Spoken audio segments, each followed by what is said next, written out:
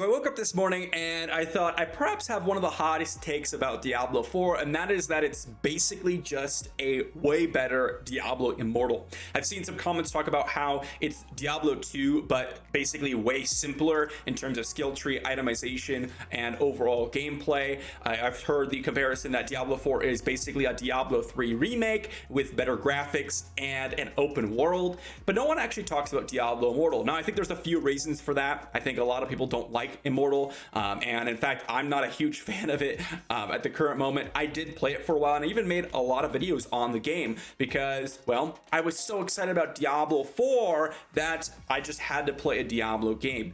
One critical difference between the two games, of course, is that Diablo 4 is not pay to win, or presumably not going to be pay to win at all, which is a massive deal. But in terms of actual gameplay and content, there are actually a ton of similarities, and I want to go over them in this video. The first thing we have to talk about is the open world. No other Diablo game besides Immortal and Diablo 4 has an open world. And in fact, in Diablo Immortal, you're going to have random appearing world bosses, or what I would consider map bosses, as well as events inside of the game. On top of that, you're also going to have the same thing in Diablo 4. No other Diablo game, and in fact, most other ARPGs in general, don't even have an open world at all. But in Immortal, you can potentially see up to 20, 30 players in a single area, which is actually more than Diablo 4. Diablo 4 kind of has that middle ground between Immortal and Diablo 3, where you have those instance-based gameplay, and you can bring a party of 4 in Diablo 3, and Immortal you can have up to 20 players, even not in the same party, and in Diablo 4 you're going to be opening, basically going into these events, you can have up to 7 other players in the area doing that same event with you. It's so strange to me that people will say, yeah, it's like D2, yeah, it's like D3 with an open world, but like the open world is one of the main mechanics of Diablo 4 that makes it Diablo 4. And I actually would say that although many people dislike Immortal, and in fact I do think that there are some mechanics that are just unfun, the Immortal open world was actually one of the best parts, and in fact my favorite part of Immortal, and also my favorite part of Diablo 4. Now I know this is also a controversial take because a lot of people that are coming to Diablo 4 are ARPG enjoyers. They want to get in, get their loot, not have to see other people be stronger than them or affect their progression in any way. But to me, I come from someone who really enjoys MMORPGs, and Diablo 4 being a cross between an MMO and an ARPG makes it more similar to Immortal, because Immortal is also that same way, although I would say it's a lot less like an ARPG and more like an MMO even in Diablo Immortal. So to see people compare it to Diablo 2 and Diablo 3 just from that perspective doesn't seem to make a lot of sense. But that of course isn't the only thing that is comparable. Another really important comparison is how your abilities kind of get affected by legendary items. In Immortal, you're going to have a system where you have your pieces of gear and you apply certain legendary aspects to them to heavily modify or improve your skills.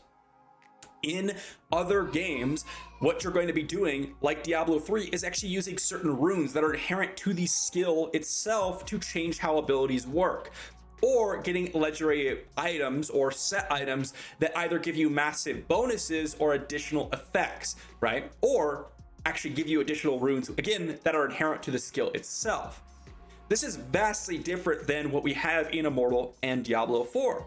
Again, the skills themselves don't really change a whole lot with the enhancements that you put in the skill tree for Diablo 4. They get minor bonuses, but they're more akin to, you could say, a certain legendary item or set item in Diablo 3, where you're getting minor bonuses like extra vulnerability, or potentially extra crit chance, or things like that, or extra essence generation. But the actual item of legendary items in Diablo 4 and Diablo Immortal actually change fundamentally a lot of the abilities and how they work. For example, you could take the Rogue, Twisting Blades. There is a legendary item that makes Twisting Blades spin around you. There is a Landslide Druid legendary item that makes Landslide hit an additional time. This is very similar to how Immortal works in that you're going to be looking for these legendary aspects and applying them to your gear. One critical difference, again, Immortal is typically a more simpler more casual, even more casual than the Diablo 4 version for mobile gamers, which means that, you're not gonna have to repeat farm. Once you get an aspect, you immediately have it for the rest of the game. Whereas in Diablo 4, you can't just continuously reuse that aspect. That is one difference. But in terms of how the legendary aspects interact with skills and their items, they're almost exactly the same system. And of course, we can't forget about the dungeons themselves. Now, this is a little bit different in Diablo 4, but I think that Immortal actually has a very similar system to Diablo 4, which is that each map has its own respective dungeon in Immortal, for the most part. And in Diablo 4, each map has, 20 to 30 dungeons. But the idea is kind of the same. In Immortal, you're repeating these dungeons without end, constantly doing the same thing over and over again, which is either open this door or kill this group of monsters before, this person opens the door, or potentially run to the sides and kill these bosses, which will open this door, and then you're gonna kill the boss, right? Or go down this elevator, defend it. There's some minor modifications, and I do think that the original experience of Immortal's dungeons are a lot better in terms of design than Diablo 4. But the idea is the same, is that we have so little dungeons in Diablo Immortal, and you have to farm them for specific items, that you are sitting there and doing the exact same thing without end, and they take about 3 minutes, 3 to 5 minutes on average, which is about the exact same time that Diablo 4 dungeons take, and you're just sitting there doing the exact same thing over and over and over again, and it is very, very repetitive and oftentimes unfun, at least in my opinion. And that's the same thing that happens in Diablo 4. When you compare it to Diablo 3 or potentially even Diablo 2, a lot of people were bringing up, people come up with the classic example of the Mephisto runs, where you're just running through doing the same thing over and over and over again, but it's not really quite the same experience as Immortal and Diablo 4. Although I do believe that the Mephisto runs are very repetitive as well. And in Diablo 3, right, you don't have these specific dungeon mechanics where you have to stop and wait and kill a boss, or stop and wait to open up a door, or split up and kill these monsters to open up a door, and potentially even backtrack a little bit, because Diablo Immortal also has some backtracking as well. In Diablo 4, you have that same kind of mechanic. In Diablo 3, you're just gonna run through, kill everyone in the Greater Rift, and that's it. You don't really have to backtrack a whole lot. You just keep moving forward and killing monsters. There's not really a stopping point. You just keep moving, which I think is a big difference in terms of how people's brains work in their enjoyment of the experience of the dungeons and the repetitive content. People that are constantly in the fray, in the fight, and trying to get through the map, they're having fun. In Diablo Immortal or Diablo 4, there's a lot of downtime where you have to wait and sit, or potentially split up and wait to kill monsters to open up a door or whatever. These types of mechanics oftentimes are unfun for people, and therefore I think that's why a lot of the repetitiveness actually comes in, albeit even in Diablo 4, a lot of the layouts could be very, very similar, whereas Diablo Immortal actually has a lot of variety in terms of the dungeons, although it doesn't have many dungeons. And then, of course, it wouldn't be a proper comparison without talking about pay to win in Diablo Immortal. But the last thing I want to mention is that Diablo 2 and Diablo 3 are very inherent in terms of earning your gear, earning your cosmetics, earning the way you look and the way you feel through gameplay. Now, obviously, in Immortal, you can buy power, which is the most annoying and honestly unfun thing in any game. It ruins a lot of the game experience, and also is just oftentimes just, boring. I don't know what else to say. It's just not fun.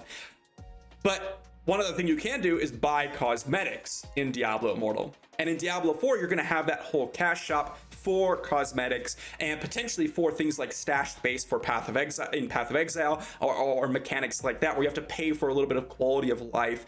And of course, people have talked about the early access for paying for the game, which honestly is a really interesting kind of psychological thing that's going on in Diablo 4. A lot of the games, a lot of the cool things that you see are earned through gameplay. And when you think of, trying to earn your way to look cool, it's kind of like a self-fulfilling, kind of game mechanic. But when you talk about cash shops and ways you can purchase cosmetics in Diablo Immortal or in Diablo 4, it actually takes away the fun of earning a lot of these things in the game for me.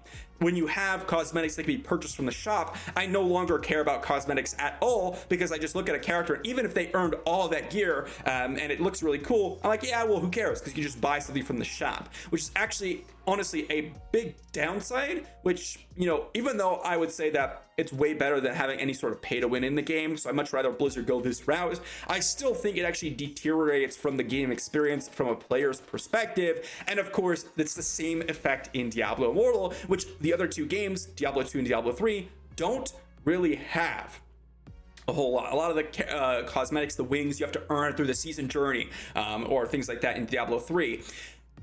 And so when people say and make these comparisons to the other Diablo games, they always leave out Immortal, which seems so strange to me, because in my opinion, Immortal is the like test experience Diablo 4 uber light than any other game outside of it. So I wanted to talk about it a little bit and give you my thoughts. Let me know what you think in the comment section down below. Thanks for watching, and I'll see you all for the next one.